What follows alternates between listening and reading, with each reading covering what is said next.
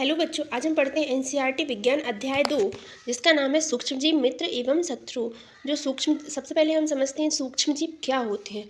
सूक्ष्मजीवों को हम नग्न आंखों के नहीं देख सकते, उसको देखने के लिए हमें सूक्ष्मदर्शी की आवश्यकता पड़ती है। सूक्ष्मजीव मित्र एवं शत्रु। कुछ सूक्ष्मजीव ऐसे होते हैं जो हमारे मित्र होते हैं और कुछ सूक्ष्मजीव ऐसे होते हैं जो हमारे लिए हानिकारक होते हैं, उनको हम हमारा शत्रु कहते हैं। मित्र सूक्ष्मजीव कैसे होते हैं, जैसे कुछ जो शत्रु सूक्ष्मजीव है वो हमारे शरीर में प्रवेश कर जाते हैं, तो उनको मिटाने के लिए हमें हमारे मित्र सूक्ष्मजीव की आवश्यकता पड़ती है। मित्र सूक्ष्मजीव जैसे हम जो दवाइयाँ खाते हैं, डॉक्टर हमें दवाइयाँ देते हैं, वो भी छोटे छोटे सूक्ष्मजीवों से बनी होती हैं, जो दवाइयों के माध्यम से हमारे शरीर में प्रवेश करके जो शत्रु सूक्ष्मजीव होते हैं उनसे लड़के हमें स्वस्थ बनाते हैं। अब हम आगे इस पाठ में पढ़ते हैं। आपने अपने आसपास के स्थानों पर पौधों एवं जंतुओं सहित अनेक सजीव देखे होंगे, परंतु कुछ जीव ऐसे भी होते हैं जिन्हें हम बिना यंत्र की सहायता से केवल आंखों से नहीं देख सकते। उन्हें देखने के लिए हमें सूक्ष्मदर्शी की आवश्यकता पड़ती है, इसलिए उन्हें क्या कहते हैं, सूक्ष्मजीव कहा जाता है। उदाहरण के लिए इन्होंने दिया है कि वर्षा ऋतु में नम ब्रेड रोटी सड़ने लगती हैं तथा इसकी सतह कैसी सफ़ेद काले धब्बों से ढक जाती है। इन धब्बों को आवर्धक लेंस की सहायता से देखने की आवश्यकता पड़ती है। सूक्ष्मजीवों को 4 मुख्य वर्गों में बांटा गया है। यह वर्ग हैं जीवाणु, कवक, प्रोटोजोआ एवं कुछ शैवाल। इधर से भी एक क्वेश्चन निकल के आता है कि सूक्ष्मजीवों को कितने वर्गों में बांटा गया है। तो याद रखना, सूक्ष्मजीवों को 4 वर्गों में बांटा गया है, जीवाणु, कवक, प्रोटोजोआ एवं कुछ शैवाल। अब हम बात करते हैं विषाणु की, कि विषाणु जो होते हैं वो भी एक क्या होते हैं, सूक्ष्म होते हैं, सूक्ष्मजीव ही होते हैं। विषाणु वायरस भी सूक्ष्म होते हैं, परंतु वे अन्य जीवों से भिन्न होते हैं। वे केवल परपोषी में ही गुणन करते हैं, अर्थात जीवाणु पौधे अथवा जंतु कोशिका में गुणन करते हैं। कुछ सामान्य रोग जैसे जुखाम, फ्लू एवं अधिकतर खांसी किसके द्वारा होती है, विषाणु के द्वारा होती है। इसके बाद हम बात करें कुछ विशेष रोग जैसे कि पोलियो एवं खसरा भी विषाणु द्वारा होने वाले रोग हैं। अतिसार एवं मलेरिया जो है वो प्रोटोजोआ के द्वारा होते हैं। टाइफाइड एवं क्षय रोग जो है वो जीवाणु के द्वारा होने वाले रोग हैं। इसको आप याद रखना कि प्रोटोजोआ के द्वारा होने वाले रोग कौन कौन से हैं, मलेरिया और अतिसार। जीवाणु के द्वारा होने वाले टाइफाइड एवं क्षय रोग, और उसके विषाणु के द्वारा होने वाले पोलियो, खसरा, जुखाम, इन्फ्लुएंजा, फ्लू, ये सब काय के द्वारा होने वाले रोग हैं, विषाणु के द्वारा। इधर कुछ जीवाणु दिए गए हैं, जैसे जीवाणु 2 प्रकार के होते हैं, स्पाइरल जीवाणु और छड़नुमा जीवाणु। स्पाइरल जीवाणु वे जीवाणु जो इस आकार के होते हैं, और छड़नुमा जीवाणु वे जीवाणु जो नॉर्मल शेप के होते हैं, सीधे होते हैं, उनको अपन छड़नुमा जीवाणु कहते हैं। तो जीवाणु 2 प्रकार के हो गए, स्पाइरल जीवाणु और छड़नुमा जीवाणु। इसके बाद हम बात करते हैं शैवाल की। तो शैवाल भी 2 प्रकार के होते हैं, क्लेमाइडोमोनास और स्पाइरोगायरा। इसके बाद प्रोटोजोआ में हो गया हमारा अमीबा और पैरामीशियम। फिर हम आते हैं इस पे कवक पे। तो कवक भी कितने प्रकार के होते हैं, 3 प्रकार के, राइजोपस, पेनिसिलियम और एस्परजिलस। यहाँ पर ये विषाणु का डायग्राम दिया गया है, इससे तरीके के शेप का विषाणु होता है। अब हम बात करते हैं मित्रवत सूक्ष्मजीव की। कुछ सूक्ष्मजीव जो होते हैं वो मित्रवत सूक्ष्मजीव होते हैं, वो हमारे मित्र की तरह सहायता करते हैं। जैसे सूक्ष्मजीव विभिन्न कार्यों में उपयोग किए जाते हैं। इनका उपयोग दही, ब्रेड एवं केक बनाने में किया जाता है। जैसे आपने देखा होगा कि जब दूध से दही का निर्माण होता है तो उसमें एक लैक्टोबैसिलस नामक सूक्ष्मजीव का उपयोग होता है। वो भी हमारा किससे होता है, सूक्ष्मजीव के द्वारा ही होता है। जैसे हम इडली, ढोकला और कुछ भी बनाते, केक बनाते हैं, तो उसमें हम एक पाउडर का यूज़ करते हैं, इनो, सोडा या ईस्ट पाउडर का यूज़ करते हैं। ये सब हमारे क्या हो गए, मित्रवत सूक्ष्मजीव हो गए। इधर देखते हैं हम, प्राचीन काल से ही सूक्ष्मजीवों का उपयोग अल्कोहल बनाने में किया जाता है। ये हमारा इंपॉर्टेंट फैक्ट हो गया कि सूक्ष्मजीवों का उपयोग क्या बनाने में किया जाता है, अल्कोहल बनाने में किया जाता है। अब हम इधर देखते हैं पर्यावरण को स्वच्छ रखने के लिए भी इनका उपयोग किया जाता है। सूक्ष्मजीव जो होते हैं वो पर्यावरण को स्वच्छ रखने में भी इनका बहुत बड़ा योगदान होता है। जैसे कि हम बात करें, हम जो सब्जी के छिलके होते हैं, पत्तियाँ होती हैं, पेड़ पौधों की सड़ी गली पत्तियाँ, इनको हम एक गड्ढा खोदकर और इन सब चीज़ों को हम उसमें डाल देते हैं। कुछ जंतु के अपशिष्ट होते हैं, विष्ठा होती है, इन सब चीज़ों की यदि हम उसमें गड्ढे में डाल देते हैं तो वो सूक्ष्मजीवों के द्वारा उनका अवशोषण कर लिया जाता है और वो एक प्रकार से कार्बनिक खाद तैयार कर देते हैं। तो इस प्रकार पर्यावरण को स्वच्छ रखने में भी सूक्ष्मजीव हमारी मदद करते हैं। और अगर वो खाद हम हमारी मिट्टी में डालते हैं तो मिट्टी की उपजाऊ क्षमता में भी वृद्धि होती है, और उसमें क्या होता है, नाइट्रोजन स्थिरीकरण बना रहता है। अब हम बात करते हैं दही एवं ब्रेड का बनना। दही एवं ब्रेड कैसे बनते हैं। दही में अनेक प्रकार के सूक्ष्मजीव पाए जाते हैं, जिनमें लैक्टोबैसिलस नामक जीवाणु प्रमुख है, जो दूध को दही में परिवर्तित कर देता है। वह दूध में जनन कर उसे दही में परिवर्तित कर देता है। जीवाणु पनीर, अचार एवं अनेक खाद्य पदार्थों के उत्पादन में भी सहायक होगा। आपने देखा होगा कि इडली भटूरे का एक महत्वपूर्ण संगठक क्या है? दही है। हम उसमें दही डाल देते हैं तो उसका बैटर क्या है? उठ जाता है। वो जितना रहता है उसका डबल हो जाता है। तो ये किससे होता है? लैक्टोबैसिलस नामक सूक्ष्मजीव से होता है। ये सब सूक्ष्मजीव की हेल्प से ही उसका बैटर जो है वो उठ पाता है। और इधर हम बात करें, यदि हम बात करें, हम मैदा का डो बनाते हैं और उसमें हम यदि कुछ भी डाल देते हैं, ईस्ट पाउडर डाल दें, जैसे हमने ये इडली का बैटर बनाया, ये हमारा इतना है, इसमें हमने ईस्ट पाउडर डाल दिया, ईस्ट पाउडर डाला तो ये डबल हो जाएगा, फुल हो गया। तो ये जो प्रक्रिया है सूक्ष्मजीवों के द्वारा हुई, तो हम इसको क्या बोलेंगे? इसको हम बोलेंगे किण्वन। क्या बोलेंगे इसको? किण्वन।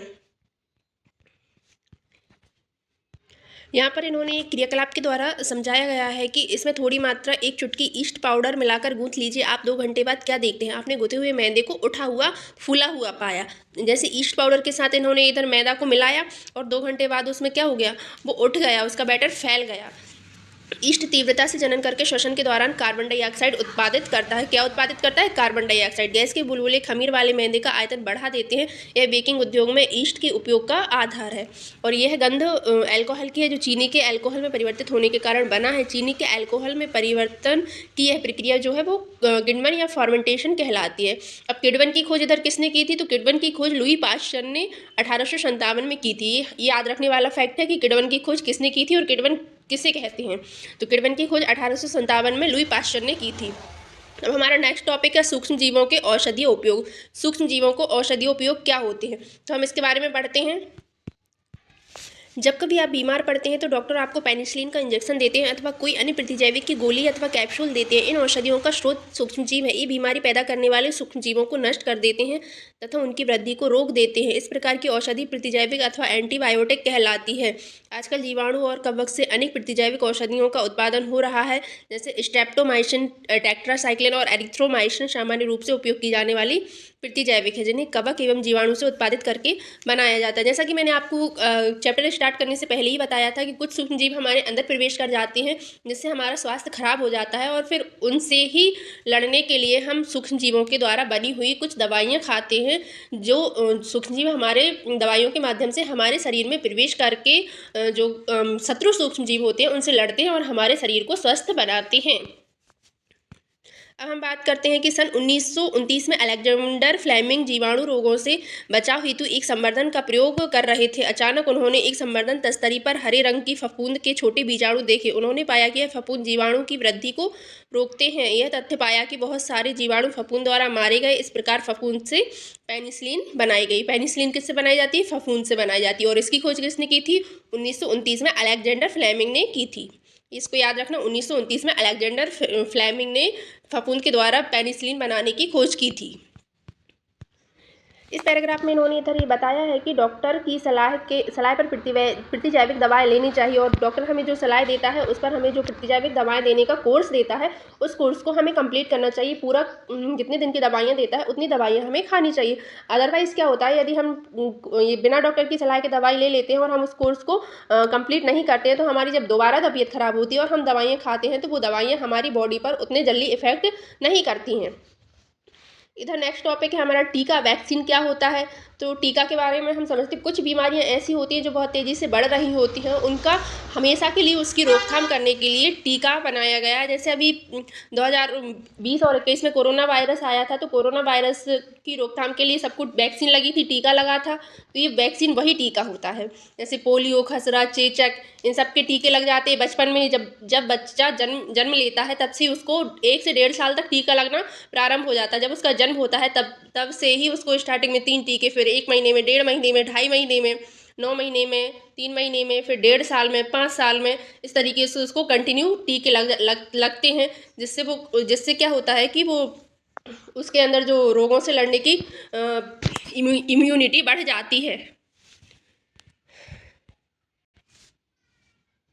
जब रोगकारक सूक्ष्मजीव हमारे शरीर में प्रवेश करते हैं तो उनसे लड़ने के लिए हमारा शरीर प्रतिरक्षी उत्पन्न करता है। शरीर को यह भी स्मरण रहता है कि वही सूक्ष्मजीव हमारे शरीर में पुनः प्रवेश करते हैं तो उससे फिर किस प्रकार लड़ा जाता है। यदि मृत अथवा निष्क्रिय सूक्ष्मजीवों को स्वस्थ व्यक्ति के शरीर में प्रविष्ट कराया जाए तो शरीर की उसी के अनुसार लड़ने की प्रतिरक्षी उत्पन्न करके रोगकारक को नष्ट कर देती हैं। यह प्रतिरक्षी हमारे शरीर में सदा के लिए बनी रहती है तथा रोगकारक सूक्ष्मजीव से हमारी सदा के लिए सुरक्षा होती है। इस प्रकार टीका कार्य करता है। हैजा, क्षय रोग, चेचक तथा हेपेटाइटिस जैसी अनेक बीमारियों को वैक्सीन या टीका के द्वारा रोका जाता है। अब हम इधर बात करते हैं, जो एडवर्ड जेनर थे उन्होंने सन 1798 में चेचक के टीके की खोज की थी। तो अगर आपको ऑब्जेक्टिव में आ जाए कि चेचक के टीके की खोज किसने की थी, तो चेचक के टीके की खोज एडवर्ड जेनर ने 1798 ईस्वी में की थी। हमारा नेक्स्ट टॉपिक है मिट्टी की उर्वरता में वृद्धि। कुछ जीवाणु नीले एवं हरे शैवाल वायुमंडलीय नाइट्रोजन का स्थिरीकरण कर सकते हैं। इस प्रकार मृदा में नाइट्रोजन का संवर्धन होता है तथा उसकी उर्वरता में वृद्धि होती है। इन्हें सामान्यतः जैविक नाइट्रोजन स्थिरीकारक कहा जाता है। इधर हम बात करते हैं कि जो नाइट्रोजन स्थिरीकारक हैं वो कौन कौन से होते हैं। साइनोबैक्टीरिया, एक नील हरे शैवाल, जो नील हरे शैवाल और साइनोबैक्टीरिया ये दोनों क्या होते हैं, नाइट्रोजन स्थिरीकारक होते हैं। जब हम बात करते हैं पर्यावरण का शुद्धिकरण, जो सूक्ष्मजीव जो होते हैं वो पर्यावरण का शुद्धिकरण कैसे करते हैं। पर्यावरण का शुद्धिकरण आपने अपने विद्यालय में माली को देखने के पश्चात पहली और बूझो दूसरे विद्यार्थियों के घरों व बगीचों से पत्तियां एवं फल सब्जियों का कचरा एकत्र करके लाए और कुछ समय इसका विघटन होने से रख दिया। उन्होंने इसमें क्या किया है, इन्होंने दो कंटेनर लिए, 2 गमले लिए। जैसे ये 2 गमले ले लिए, एक में इन्होंने क्या डाल दिया, कांच डाल दिया, पॉलीथीन डाल दी, कांच, पॉलीथीन, इस प्रकार के कुछ ऐसे अपशिष्ट डाल दिए जिनका अपघटन नहीं होता, अनअपघटित पदार्थ डाल दिया। और एक में डाल दिया उन्होंने सब्जियों के छिलके, सब्जी के छिलके, फल के छिलके, जंतु अपशिष्ट, पत्ती, ये सब डाल दिया। अब इन सबको एक गमले में डाला और 3 से 4 सप्ताह बाद इन्होंने इनको 3 से 4 सप्ताह बाद इसको जब खोल के देखा तो ये जो गमला ए है और ये गमला बी हो गया। इसमें इन्होंने क्या डाला था, सब्जी, फल, पत्ती ये सब डाला और इसमें कांच, पॉलीथीन ये सब डाला था। तो जो गमला ए है इसमें जो इन्होंने सामान डाला था उसका अपघटन हो जाता है। तो वो अपघटन किसके द्वारा होता है, सूक्ष्मजीव के द्वारा होता है। ये अपघटित करके और क्या करता है, एक खाद तैयार कर देता है जो पेड़ पौधों की वृद्धि के लिए फायदेमंद होती है। और जो गमला बी है इसमें इन्होंने कांच और पॉलीथीन डाली थी, तो ये सब क्या होता है, इसका तो अपघटन ही नहीं होता, तो ये हमारे लिए फायदेमंद नहीं होती। इस प्रकार ये सूक्ष्मजीव जो हैं वो पर्यावरण का शुद्धिकरण भी करते हैं। हमारा नेक्स्ट टॉपिक है हानिकारक सूक्ष्मजीव। जो कुछ सूक्ष्मजीव ऐसे होते हैं वो हानिकारक भी होते हैं। सूक्ष्मजीव अनेक प्रकार से हानिकारक हैं। कुछ सूक्ष्मजीव मनुष्य, जंतु एवं पौधों से रोग उत्पन्न करते हैं। रोग उत्पन्न करने वाले ऐसे सूक्ष्मजीवों को रोगाणु अथवा रोगजनक कहते हैं। कुछ सूक्ष्मजीव भोजन, कपड़े एवं चमड़े की वस्तुओं को संदूषित कर देते हैं। आइए हम हानिकारक गतिविधियों के विषय में और अधिक जानकारी प्राप्त करते हैं। तो इसका हम देखते हैं, मनुष्यों में रोगकारक सूक्ष्मजीव। कुछ सूक्ष्मजीव जो ऐसे होते हैं वो मनुष्यों में रोग उत्पन्न करते हैं। जैसे कि मैंने आपको बताया था, सर्दी जुकाम वो कैसे होता है, सूक्ष्मजीवों के द्वारा होता है। हवा के माध्यम से सूक्ष्मजीव दूसरे में प्रवेश कर जाते हैं।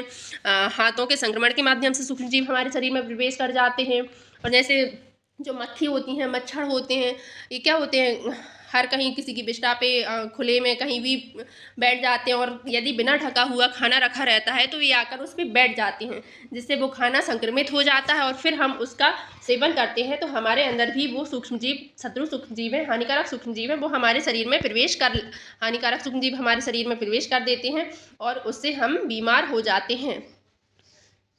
इधर कुछ कीट एवं जंतु ऐसे भी हैं जो रोगकारक सूक्ष्मजीवों के रोग वाहक का कार्य करते हैं। घरेलू मक्खी इसका एक उदाहरण है, जैसे कि मैंने आपको अभी बताया है।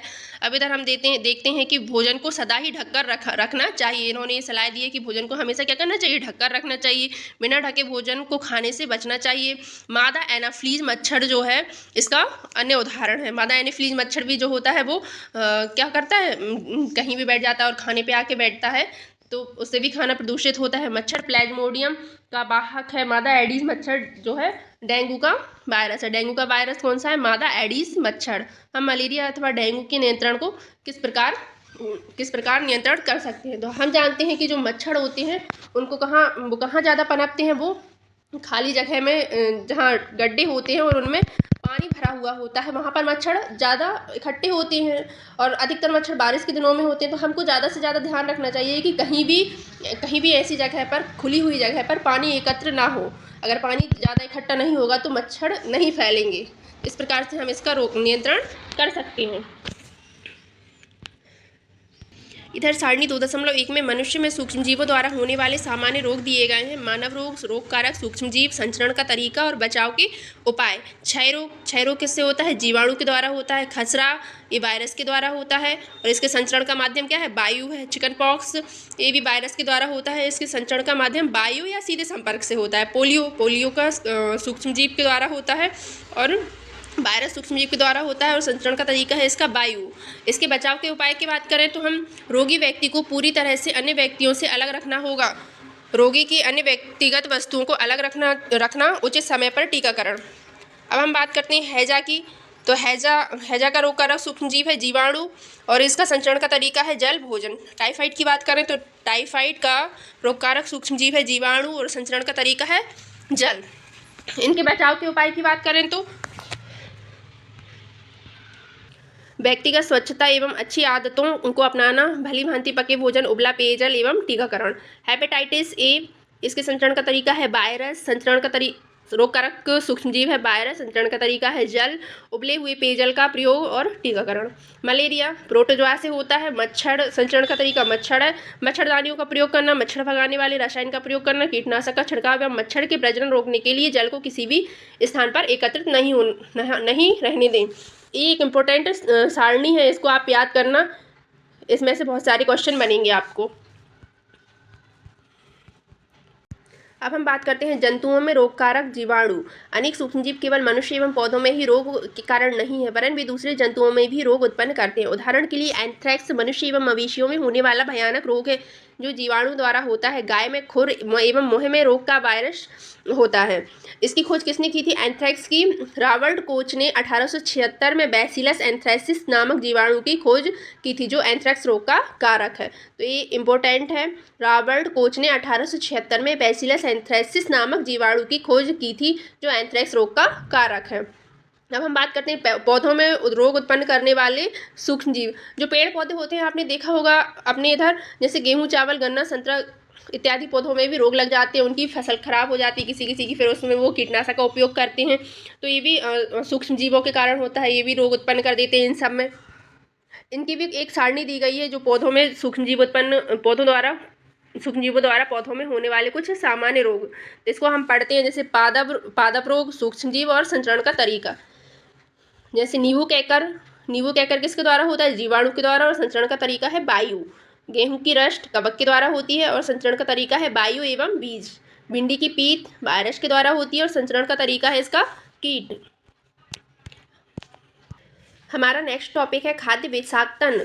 बूझो के एक मित्र ने उसे एक पार्टी में आमंत्रित किया। वहां उसने अनेक प्रकार के व्यंजन खाए। घर आने पर उसे बमन या उल्टी होने लगी। उसे अस्पताल ले जाया गया। डॉक्टर ने बताया कि यह खाद्य विषाक्तन के कारण होने वाली स्थितियाँ। आपने देखा होगा अक्सर कभी हम कुछ ऐसी चीज़ खा लेते हैं जो हमें सूट नहीं होती और उसके बाद हमें क्या उल्टी हो जाती है, वोमिटिंग हो जाती है, हमारा स्वास्थ्य खराब हो जाता है, लूज मोशन होने लगता है, कुछ भी होने लगता है, हमारी तबीयत खराब हो जाती है। तो ये किसके कारण? हम जो खाना खाते हैं उसमें कुछ खाना ऐसा होता है जिसमें बहुत जहरीले सूक्ष्मजीव प्रवेश कर जाते हैं। वो खाना खराब हो जाता है, संदूषित हो जाता है, प्रदूषित हो जाता है, वो खाना खाने लायक नहीं रहता और गलती से यदि हम उस खाने को खा लेते हैं तो हमें फूड पॉइजनिंग हो जाती है और हमारी तबीयत खराब हो जाती है। इसलिए हमें संक्रमित खाना या प्रदूषित खाना नहीं खाना चाहिए, यही हमारा खाद्य विषाक्तन है। अब हम बात करते हैं खाद्य परिरक्षण की। खाद्य परिरक्षण क्या होता है? तो हमने अध्याय 1 में भी पढ़ा है, खाद्य बीजों के परिरक्षण एवं भंडारण के उपाय के विषय में पढ़ा है। हमने अध्याय 1 में खाद्य बीजों के भंडारण को, मतलब खाद्य बीजों को, अनाज को कैसे भंडारित करके रखा जाता है उसके परिरक्षण के बारे में पढ़ा था। अब इस अध्याय में हम कुछ ऐसी चीज़ों के बारे में पढ़ेंगे, जैसे हम इधर बात करते हैं, जैसे हम आम का अचार डाल के रखते हैं, उसका हम परिरक्षण किसके द्वारा करते हैं? नमक और तेल के माध्यम से उसका परिरक्षण करके रखते हैं। चीनी के माध्यम से हम जेली, जैम इन सब का करते हैं, तो हम परिरक्षण करते हैं। तो इन सब का परिरक्षण हम चीनी के माध्यम से करते हैं। तो इस अध्याय में हम इन्हीं सब के खाद्य परिरक्षण के बारे में पढ़ने वाले हैं। अब हम बात करते हैं नमक एवं खाद्य तेल के उपयोग सूक्ष्मजीवों की वृद्धि रोकने के लिए सामान्य रूप से किया जाता है। इन्हें हम क्या कहते हैं? परिरक्षक कहते हैं। नमक एवं खाद्य तेल को परिरक्षक कहते हैं। इसका रासायनिक उपाय हो गया। अब नमक द्वारा परिरक्षक किस प्रकार किया जाता है? सामान्य नमक का उपयोग मांस मछली के परिरक्षण के लिए काफ़ी लंबे अरसे से किया जा रहा है। जीवाणु की वृद्धि रोकने के लिए मांस मछली को सूखे नमक से ढक देते हैं। नमक का उपयोग आम, आंवला एवं इमली के परिरक्षण में भी किया जाता है। ये तो हो गया हमारा नमक का परिरक्षण। अब हम बात करते हैं चीनी के द्वारा परिरक्षण। चीनी के द्वारा परिरक्षण किस प्रकार होता है? जैसा कि मैंने अभी आपको बताया था कि जैम, जेली एवं स्क्वैश का परिरक्षण चीनी द्वारा किया जाता है। चीनी के प्रयोग से खाद्य पदार्थ की नमी में कमी आती है, जो संदूषण करने वाले जीवाणुओं की वृद्धि को नियंत्रित करती है। अब हम बात करते हैं सिरके द्वारा परिरक्षण। तेल एवं सिरके का उपयोग अचार को संदूषण से बचाने में किया जाता है, क्योंकि इसमें जीवाणु जीवित नहीं रह सकते। सब्जियां, फल, मछली एवं मांस का परिरक्षण एवं ठंडा करना। आपने अपनी माँ को दूध उबालकर रखते हुए देखा होगा। उबालने से अनेक सूक्ष्मजीव जो है वो नष्ट हो जाते हैं और वो कुछ देर तक अच्छा बना रहता है, वो खराब नहीं होता है। पाश्चुरीकृत दूध। इसी प्रकार हम भोजन को रेफ्रिजरेटर में रखते हैं, क्योंकि कम ताप पर सूक्ष्मजीवों की वृद्धि को रोकता है। क्या आपने देखा है कि थैलियों में आने वाला दूध संदूषित क्यों नहीं होता? मेरी माँ ने बताया कि यह दूध पाश्चुरीकृत रहता है। अब हम ये देखते हैं कि जो पाश्चुरीकरण है वो कैसे होता है, पाश्चुरीकरण की मेथड क्या है। तो इसके बारे में हम थोड़ा सा विस्तार से पढ़ते हैं। जो पाश्चुकृत दूध होता है, पाश्चुकृत दूध को बिना उबाले इस्तेमाल किया जा सकता है, क्योंकि यह सूक्ष्मजीवों से मुक्त होता है। इसमें सूक्ष्मजीव नहीं होते हैं।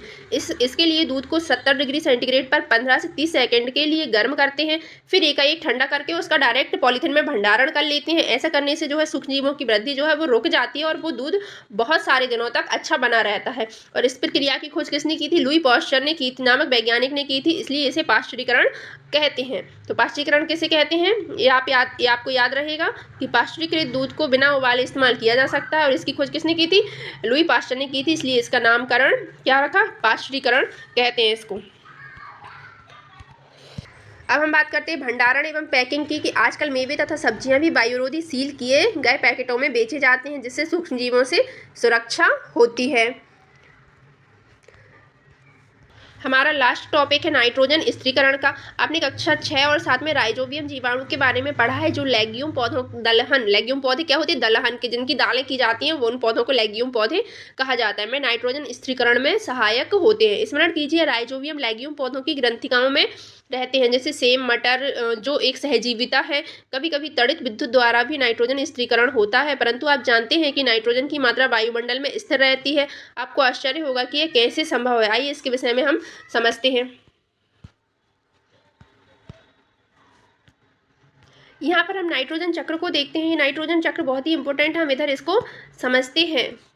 नाइट्रोजन चक्र से हम किस प्रकार नाइट्रोजन स्थिरीकरण कर सकते हैं। तो सबसे पहले हमें इधर वायुमंडलीय नाइट्रोजन मिलती है, फिर वायुमंडलीय नाइट्रोजन का जीवाणु एवं नील हरे शैवाल द्वारा स्थिरीकरण होता है। जीवाणु द्वारा स्थिर नाइट्रोजन का नाइट्रोजनी यौगों में परिवर्तित करना, फिर मिट्टी में उपस्थित नाइट्रोजन के यौगिक और जीवाणु द्वारा नाइट्रोजन यौगिकों का गैसीय नाइट्रोजन में परिवर्तन। एक तो ये मेथड हो गई। दूसरी, तड़ित द्वारा नाइट्रोजन स्थिरीकरण, फिर मिट्टी में उपस्थित नाइट्रोजन के यौगिक, पौधों द्वारा अवशोषण, जंतुओं का पौधों द्वारा खाना, उत्सर्जन एवं जीवों की मृत्यु द्वारा उत्पन्न नाइट्रोजन का अपशिष्ट करना, फिर ये मिट्टी में उपस्थित नाइट्रोजन यौगिक बन जाते हैं, और फिर से जीवाणु द्वारा नाइट्रोजन यौगिकों का गैसीय नाइट्रोजन में परिवर्तन हो जाता है। ये तो हमारा नाइट्रोजन चक्र हो गया और इम्पोर्टेंट है, पेपर में आता है, इसको आप याद रखना।